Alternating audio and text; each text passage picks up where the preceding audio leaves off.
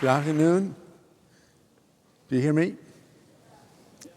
Okay, welcome to the 2024 AIAA David Thompson Lecture in Space Commerce. We're happy that you could join us for this very special part of the Ascent event.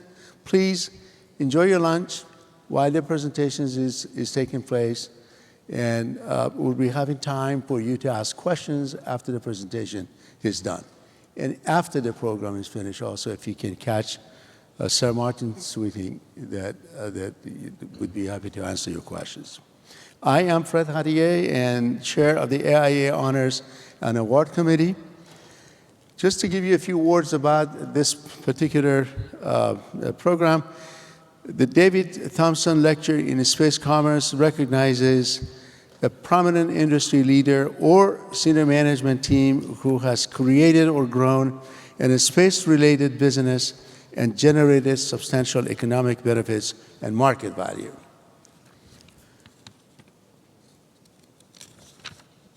This award was sponsored and endowed by Orbital ATK, now Northrop Grumman Innovation Systems. The award commemorates the long and distinguished career of commercial space pioneer David W. Thompson, who is retired Orbital ATK president and CEO. He co-founded one of the Orbital ATK's predecessors, Orbital Science Corporation, in 1982. It is my distinct pleasure to introduce to you to the recipient of the 2024 David W. Thompson Lecture in Space Commerce. That is Professor Sir Martin Nicholas Sweeting, Executive Chairman, Surrey Satellite Technology Limited, and Distinguished Professor, Surrey Space Center, University of Surrey.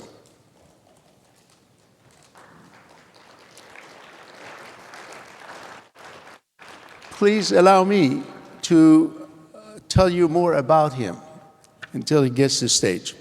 In 1979, with a PhD in radio engineering from the University of Surrey, he pioneered rapid response, low-cost, and highly capable small satellites using modern consumer electronics to change the economics of space. In 1985, he founded a university spin-off company called Surrey Satellite Technology Limited. They have designed, built, launched, and operated over 70 nano, micro, and mini satellites for consumer worldwide. These satellites are providing communications, Earth observation, and space science, as well as demonstrating active space debris removal techniques.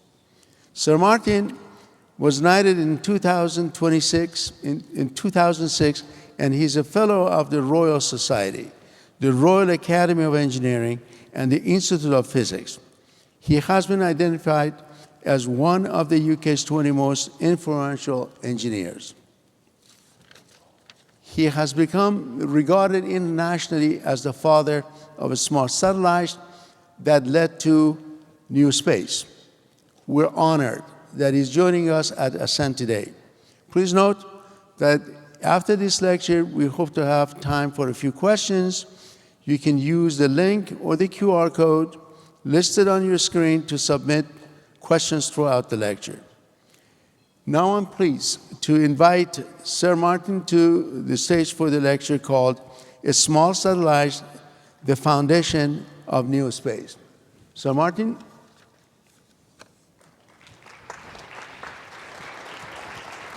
It is so great to see you. It's all yours until I come back.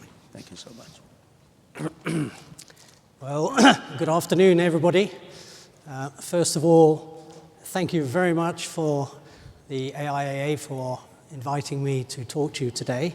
It is. And also for that very kind introduction, which actually now you've heard it, I don't really need to say much more. But also thank you very much for coming and spending your lunch time to listen to me this afternoon.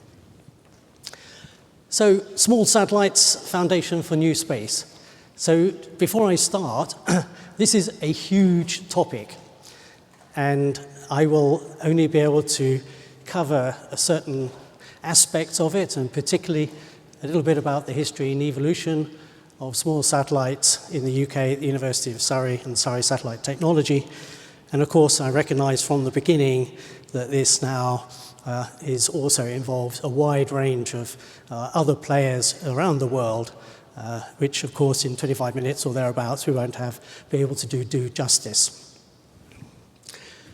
Space is, as we all know, an essential infrastructure. We use it every day in our lives for communications, for timing, positioning.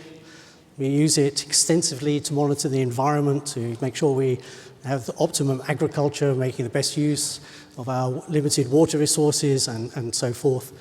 And of course, increasingly, we use space to monitor the climate, the effects of human activity on the Earth's environment, and also to help mitigate and respond to natural and man-made disasters. And of course, space covers both the civil and the military spheres.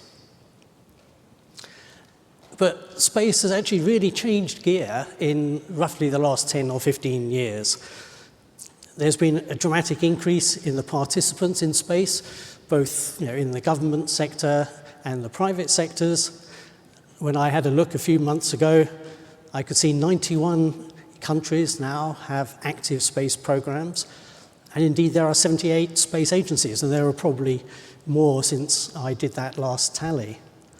And there's been growing investments, both in the public space sector, over 100 billion in 2022, but increasingly in the private sector, with over 12 billion in 23 in terms of private sector investments. And of course, much of the growth of this in the space sector has stimulated the new mega constellations, but it's also stimulated a whole new environment of small and medium enterprises in space and a growing number of startups covering all aspects of the space industry, both upstream and downstream. And the global space market is growing. It's already 450 billion and is anticipated by those that are looking ahead to probably reach something like 3 trillion by 2030. So this is now a global activity which has really changed. And what is interesting is to see that not only is the activity growing in North America, but we see both in Europe and particularly in Asia, the growth of space activities. So what is NewSpace? Well, this is a very controversial subject because NewSpace is a very handy abbreviation, and it covers a wide range of different aspects of the space industry. But essentially, it comes in multiple forms, but essentially it is to be more responsive, to be more accepting of risk, and therefore less expensive than if I call another abbreviation, which I'm not very keen on, but it's helpful just for simplicity, conventional, or what has been termed old space. And new space companies are commercializing space, taking what was previously largely in the government sector out into a thriving private sector and a growing market. And there's often arguments about whether there's new space and old space. And it's not really very useful to have those descriptions, because without the conventional space that has developed the techniques over the last 50 years, new space would not be able to exist. And so new space and old space, if we call them that, coexist. And of course, the conventional space techniques are indeed often more appropriate for certain large-scale or high-risk missions. And new space is adapted at trying to bring in rapidly evolving new services and applications. And there's, of course, been a dramatic increase in the number of satellites launched in the last few years. And it's really dramatically shown in this graph. But this has been dominated by a few constellations in particular. I mean, the US, Starlink, but also those constellations in Europe, such as OneWeb, and the growing number of constellations from China. But we can see that nevertheless, there's a huge increase in the number of launches. We hear of launches multiple times per week now, as opposed to multiple times per year, perhaps a couple of decades ago. And this has also brought to our attention the concerns over the space environment and the sustainability of the space environment, and particularly an increase in space domain awareness. And I will return to that theme a little bit later. But small satellites really have changed the game, because they've enabled many more new entrants into space, because the lower cost of entry into space, the shorter timescales, they require smaller facilities, lower capex, capital expenditure, but at the same time now providing useful operational capabilities. And in turn, small satellites themselves have stimulated the market for the provision of new small launchers and different launch services. And it's interesting to observe that 97% of all the satellites that were launched in 2022 were small satellites. And over half the total mass launched in 22 were small satellites. But of those small satellites, we can see communications dominates the applications, followed by Earth observation and then technology demonstration. Now, as was mentioned in the kind introduction, I come from the United Kingdom. I have two roles with company Surrey Satellite Technology and the University of Surrey. And combined, Surrey has been pioneering small satellites since 1980. And again, these small satellites are a wide range of masses, from, on the right-hand end, nanosatellites the size of a loaf of bread, through the 50 kilo and 150 kilo microsatellites, to mini satellites in the range of 200 to 600 kilos, for a whole range of different applications, and I'll touch on some of those very shortly. And during that time, we've launched 76 different satellite missions. We've actually started 4 very modest constellations by today's standards of the mega constellations, but also provided 34 of the Galileo payloads for the European version of GPS, the position, navigation, and timing constellation. And so satellites now really have joined the mainstream. I went to the first small satellite conference held in Logan, Utah in 1987. It was just a very small room. There were about 50 people in that room, and it was considered somewhat of a sort of hippie convention. And the conventional space industry rather looked down their nose at it and thought, well, what are these people really talking about?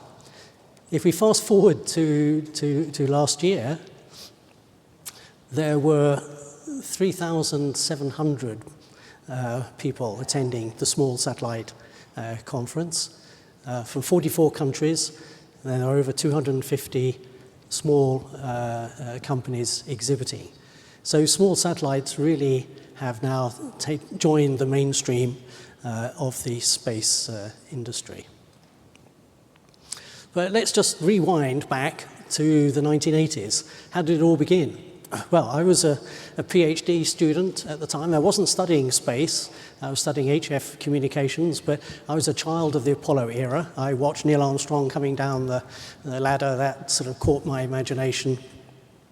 And I was a keen radio amateur. So the interest in space, the interest in communications meant that I was sort of trying to see how I could become involved in the space community. It was impracticable to think of becoming an astronaut in those days. And so, as with all good ideas that started in the student bar, we said, well, why don't we start to see if we could track some of the amateur radio satellites, some of the US and Soviet weather satellites, see if we could receive signals and images direct from space. Now, we get pictures from space every day on the news now, but in 1975 or thereabouts, that was pretty exotic. And there were no computers available to us. So all the tracking had to be done through mental arithmetic and using graphical means to work out where the satellites were, where to point the antennas.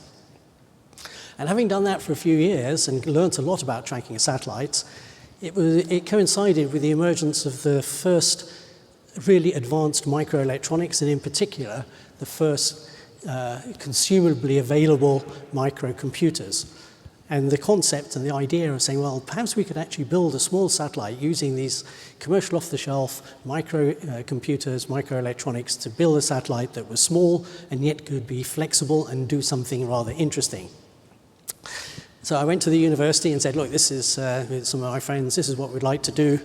And generally speaking, the response was, well, that's pretty foolish thing to be thinking about. You know, space is the preserve of the US and the Soviet Union in those days. You know, how on earth can you participate in this? You know, it's going to be impossible. And after a bit of discussion, and they said, well, you know, even if you manage to do this, it's really never likely to work. You've got no experience of building spacecraft. And then even if it does work, it's not going to be of any practical value. And so I was recommended to go out and, you know, get a proper job. But I decided I wouldn't. I would see whether we could make this work. And so by 1981, we started to design our first microsatellite with, I have to say, very strong support from AMSAT, the amateur radio community, but also from NASA and McDonnell Douglas, who offered us the opportunity for a first launch, free piggyback on a Delta launch vehicle. So the first satellites were literally designed on our kitchen table. We built them in the university workshops. We didn't have any money, so we went out to industry, scrounged components, the promises of the use of test facilities.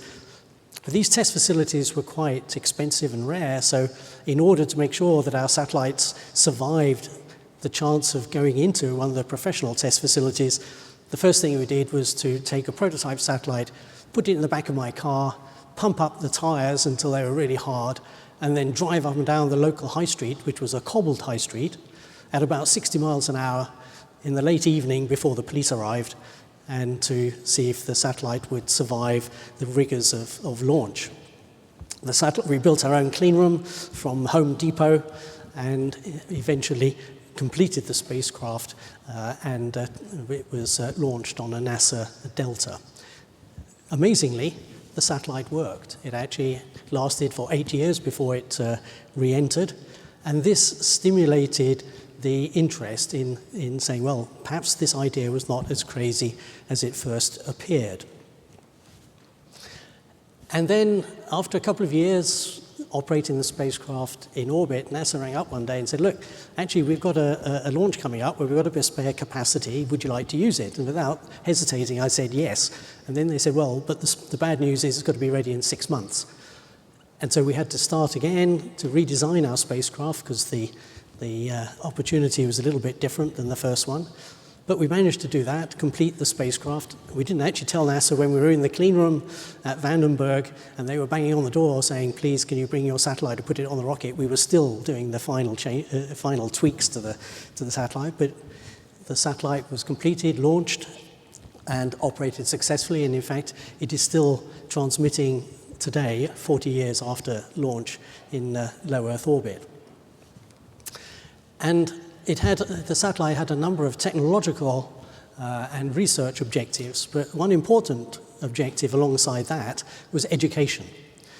And we deliberately used VHF transmission at using standard ASCII type formats, which, if you go back to 1985 and the emergence of the very early home computers, meant that you could listen to the satellite using a very simple radio equipment, plug it into the back of your AT-80 or your BBC computer, and you could print out and see the results of the various experiments on board. And we also interspersed that telemetry data with weekly bulletins before the internet was fully established. This allowed ground stations all the way around the world, schools, individual radio amateurs, to receive updated news on a regular basis.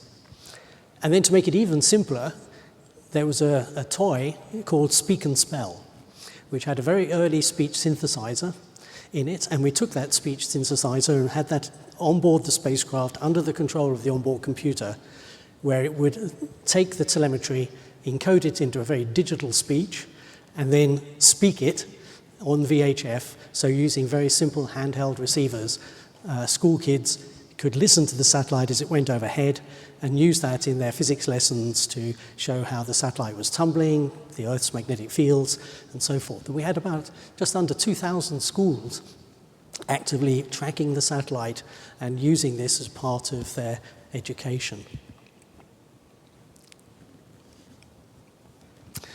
But then the question came, oh, that's great.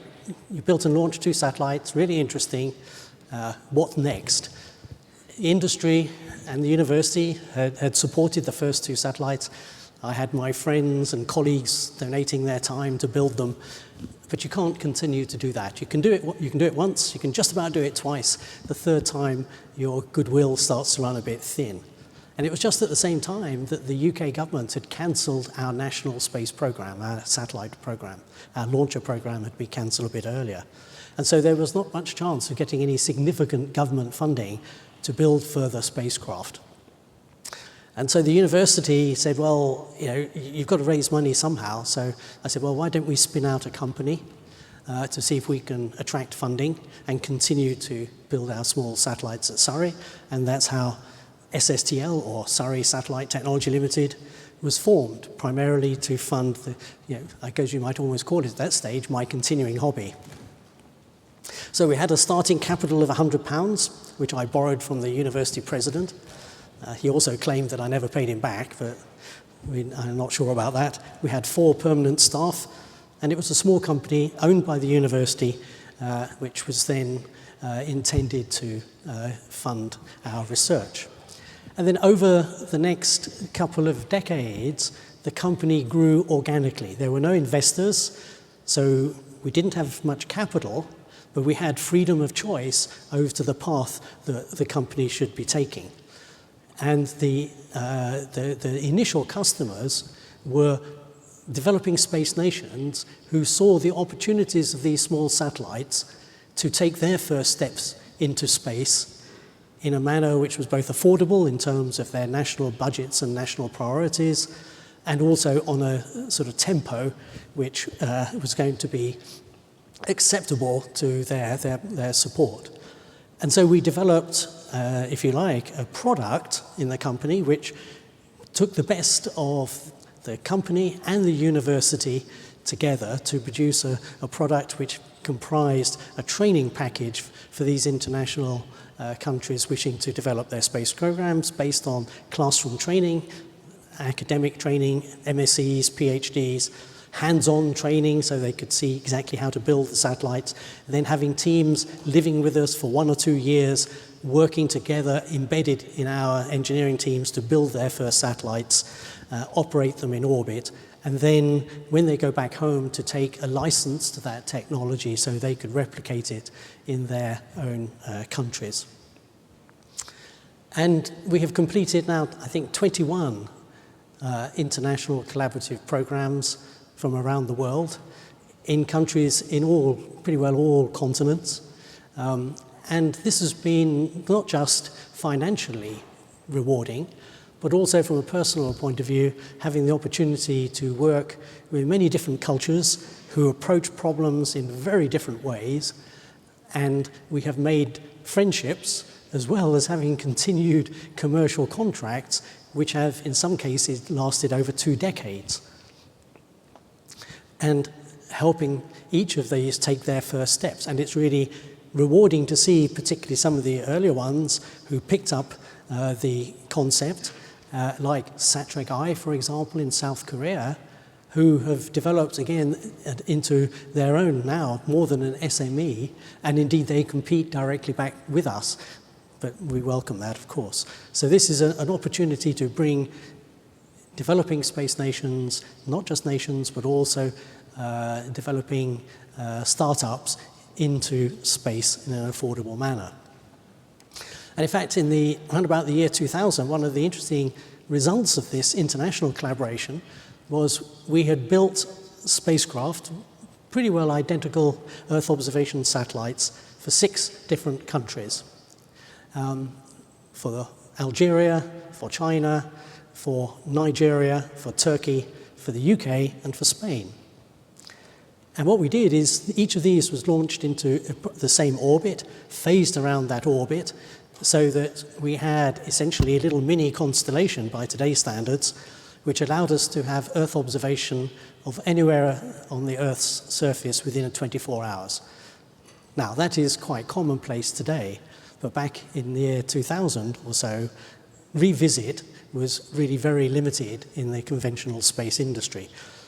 And what we did was each of these countries owned their own satellite, operated their own satellite, but we did so in a collaborative manner with data sharing. So each country, whilst it had invested in one satellite, had access to data from 5 more. So that gave them the advantage of more data, more revisit, and this was used to provide daily imaging worldwide for their own national applications, and they were very varied, of course, but also to internationally support disaster management. And a prime example of this was the response to the 2004 Indian Ocean tsunami, where within 48 hours we were able to image everywhere around the Indian Ocean basin and provide that data to the relief agencies. So SSTL's business grew. It grew steadily from the 1990s to the year 2000s. We developed bigger satellites, not just 50-kilo microsatellites, but 300-kilo mini-satellites. And we won the contract to build the first PNT, the navigation satellite, for the then nascent European Galileo program.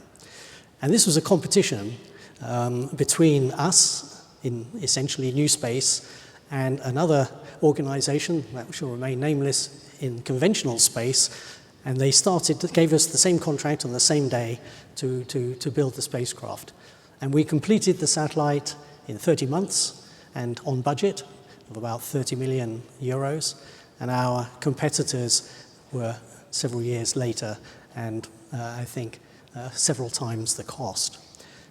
What this demonstrated was not good just for SSTL, but it demonstrated to ESA that taking a different approach to space could really increase the tempo and bring cost advantages. And we were then awarded the contract for the full 34 payloads for the full operational Galileo system. But that meant that this was now talking about contracts in the hundreds of millions of euros, and SSTL was beginning to outgrow the university. We were financially wagging the dog, and so it was decided we had to have a different structure. So we thought we'd look for some new investors. At that time, I'd met Elon Musk, just as he was starting to think about getting into space and just formed SpaceX. And he joined the board for 3 years, and we prepared the company for new ownership. And I'll cut a long story short. In the end, Astrium, now Airbus, bought the SSTL from the shareholding from the university. It was the largest UK university spin-out at the time. And if we now fast forward to where we are today, we have roughly 400 staff, so we're still a small company. We have about 100 million UK pounds in annual revenues and about 1 billion in exports. And we were lucky to have some VIP visits. Her Majesty the late Queen took a specific interest in our activities and visited us on 2 occasions. What was interesting, on both occasions she was wearing the same hat. And when she wanted to come inside the clean room to see the satellites firsthand, we had a bit of a dilemma as to what to do with the hat. But I was advised the hat was not coming off, and I reckoned it was a pretty clean hat, so we said, let's proceed. And fortunately, the satellites worked, so clearly it was a pretty clean hat. So SSTL has developed now a whole range of different satellites, and very small satellites, 5-kilo nanosatellites, the sort of 50 to 150 mini microsatellites, 400-kilo mini satellites, and slightly larger mini satellites up to 600 kilos for navigation and also radar applications.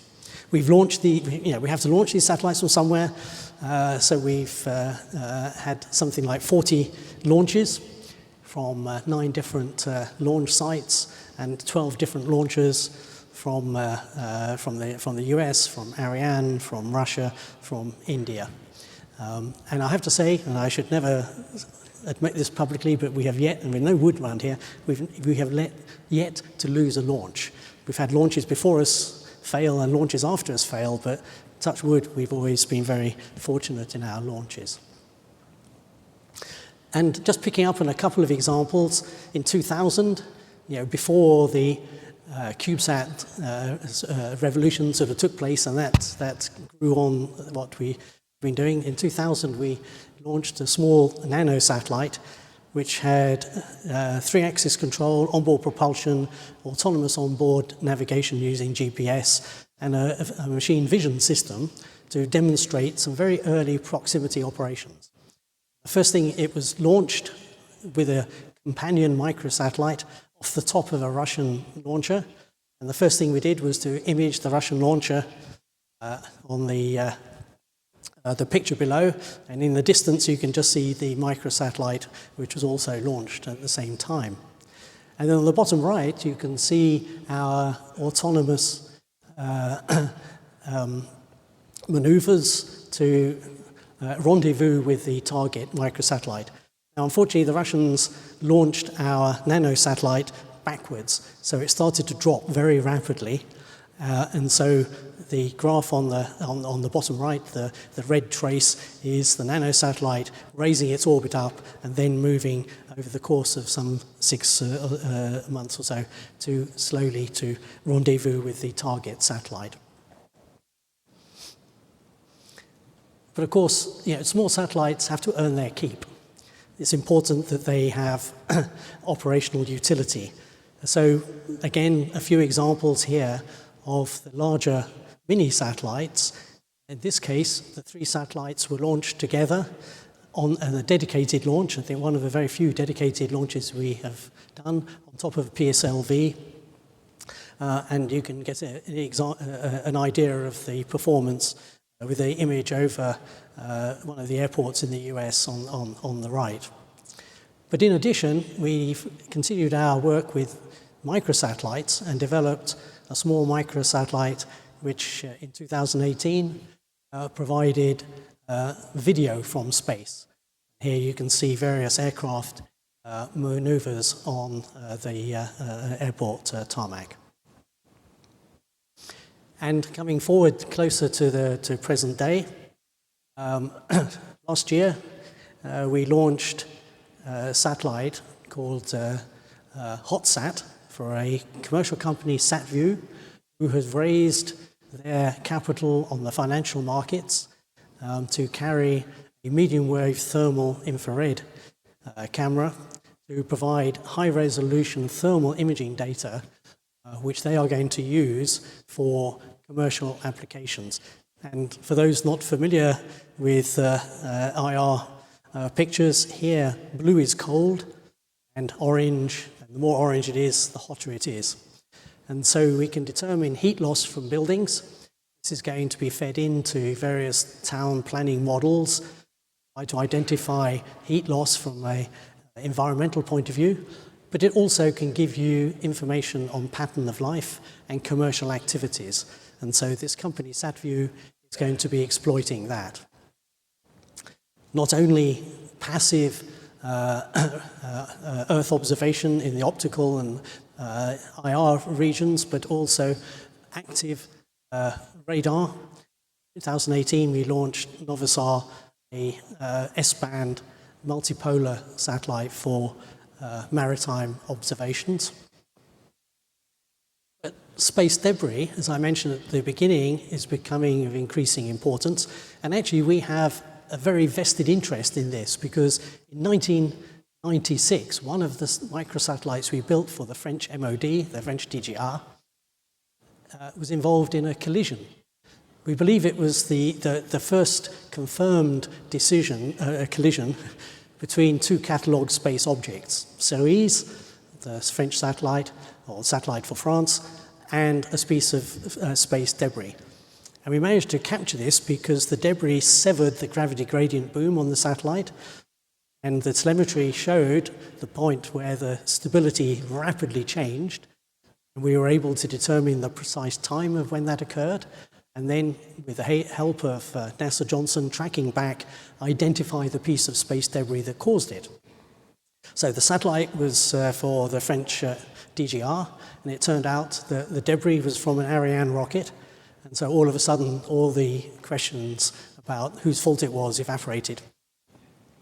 We were able, fortunately, to return the spacecraft by uploading new attitude control algorithms. We were able to return the spacecraft to full operations for the DGR. This really stimulated our direct interest in space debris. And the first thing we wanted to do was to make sure we didn't create any more debris. So we had an experimental mission in 2017 to deploy a large sail from a demonstration nanosatellite in order to demonstrate how we could deorbit the satellite more rapidly.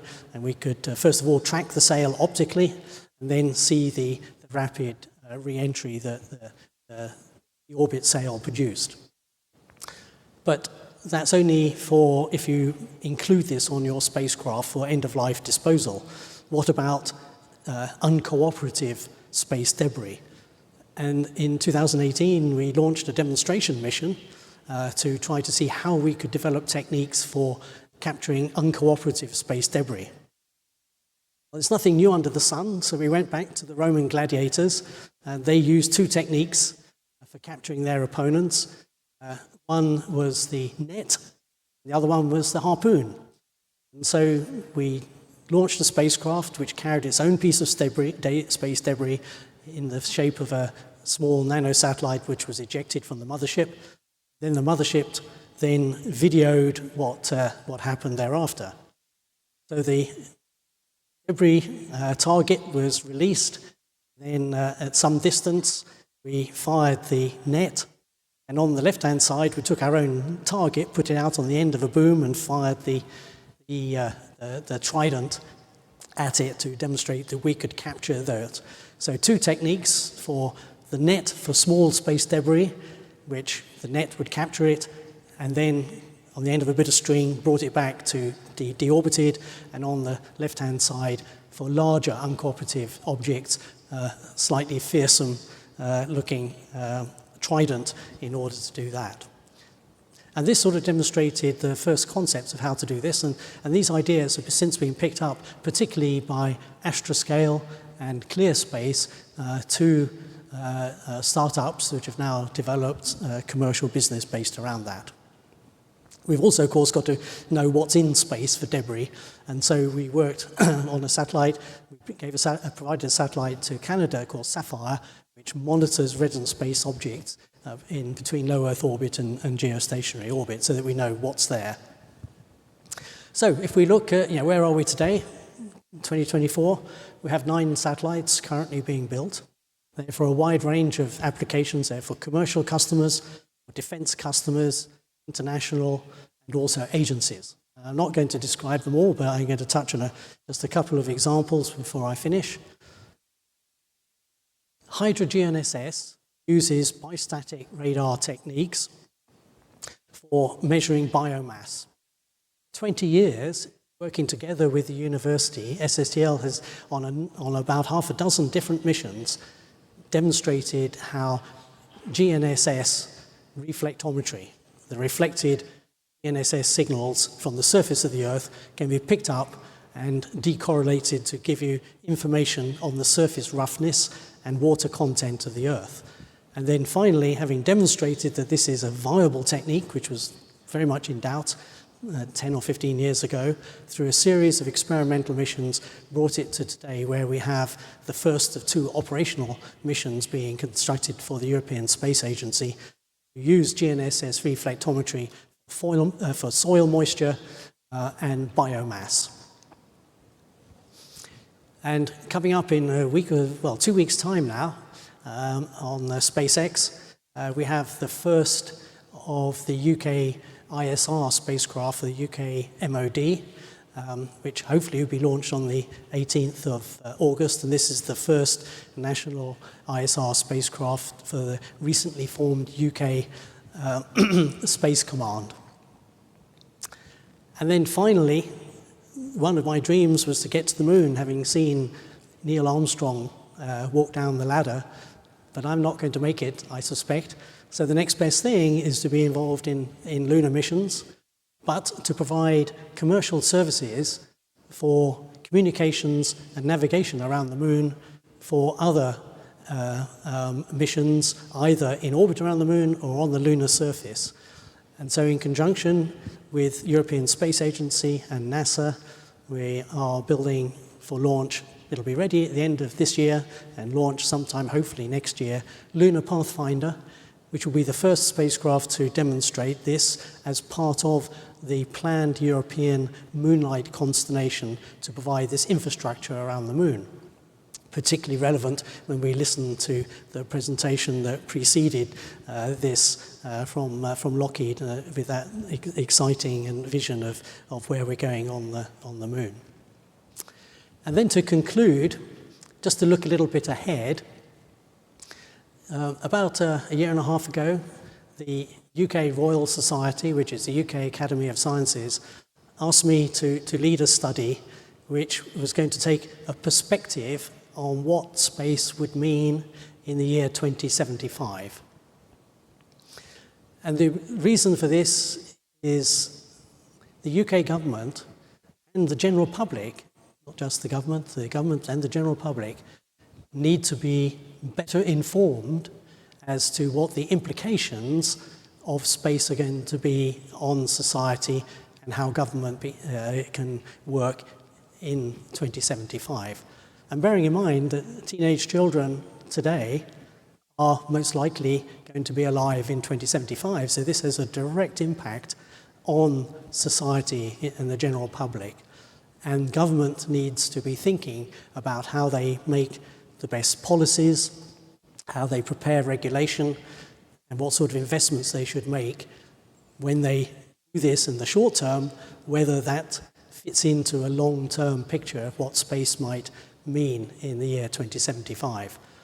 And if we had looked at the implications of digital technology back in the 1980s, combined with the emerging communications infrastructures, we might have been slightly better at managing how the internet developed in the recent decade. And so there's no doubt space will change gear once again in the next couple of decades. We're already seeing new low-cost, high-capacity launchers like Starship. Those will, again, fundamentally change the economics of space. And when you combine that with robotics and AI in its various forms, it will enable us to have a very different approach to what we do in low Earth orbit in particular. We will be able to have large-scale in-orbit assembly. We will have large-scale manufacturing, and we will create a whole new layer of industry in orbit. And this will have products which are made in space rather than made in the US or made in China. It will be made in space. At the same time, that will have a considerable impact on how we organize industry on Earth, because much of what the space industry now does here on Earth will take place in orbit. And that means that the facilities that we have developed here on Earth may now have a rather limited operational lifetime. So there's going to be some profound consequences on industry. And we were hearing about the establishment of lunar bases and I correct, the lunar Earth economy, or the lunar Mars Earth economic environment. And this will, again, create new opportunities and provide considerable challenges, because this raises questions about not just the technology, which I think we're all fairly comfortable working with, and the economic impact, which I've just referred to, the regulatory requirements, but then the social impact and the ethical challenges. If we have teams working on the moon, do we have unions on the moon? If we end up with sustained habitation on Mars, the moon is a day trip away. If something goes wrong, you can send out a rescue party. Mars, you can't do that. So we're going to have to be reliant not just on material goods, but we're going to have to be reliant on synthetic biology in order to be able to deal with the issues that develop on Mars. And if we have procreation on Mars, will those descendants of people there be able to actually return to Earth? Will they develop their own new societal structures? And if we look at the evolution of colonies here, including in this great country, over the last couple of 100 years, inevitably independence comes up. And so what happens when we have these parties on the Moon and Mars? So many questions that will be raised, not just of a technical basis. So we're hoping to conclude this perspective in the next few months, and we will probably unveil it in the International Astronautics Federation in Milan in October. And the objective is not to predict the future, because we will always get that wrong, but instead just to open people's thinking, both in government, but particularly the general public, as to what space can do for us and how we might best manage it over that longer time scale. So thank you very much for your patience from bringing your lunch to listen to me today. I would like to thank the AIAA, of course. Thank you so much. And I'd very much like to thank all of those who have supported me over the years, and all my colleagues, both in the UK and international, who have done so. Thank you so much. Thank you so much. We do have some questions. First of all, I really want to thank you very much. The Institute's Honors and Award Committee takes pride in a presentation like yours. And it is my great honor to present to you, on behalf of AIAA, the medal and also this plaque. So, and I give the medal to you first. And it is the right side. Yep. Thank you. And it's so plaque in recognitions of all the contributions you've done to the small satellite community. And let me see. I do like to say that we have received a number of questions, and regretfully, we will not be able to go through the question, but I think that one question that I'd like to ask you that we could briefly answer is that there are a lot of people who aspirations are to go into a satellite development and in that industry, and the question is that what is your top recommendation to them? I think my recommendation to anybody, and it's not just for space, it is do something that you are passionately interested in. Yes. Because if you choose that, you will actually never do a day's work. Yes. Because it will be something where you wake up in the morning and you're motivated and passionate about it, and it will be the most rewarding experience, whether it be space or something else. So there's questions also, since we do have like 2 more minutes, on the profitability of SSTL and all that. Are you prepared to answer questions? Yeah.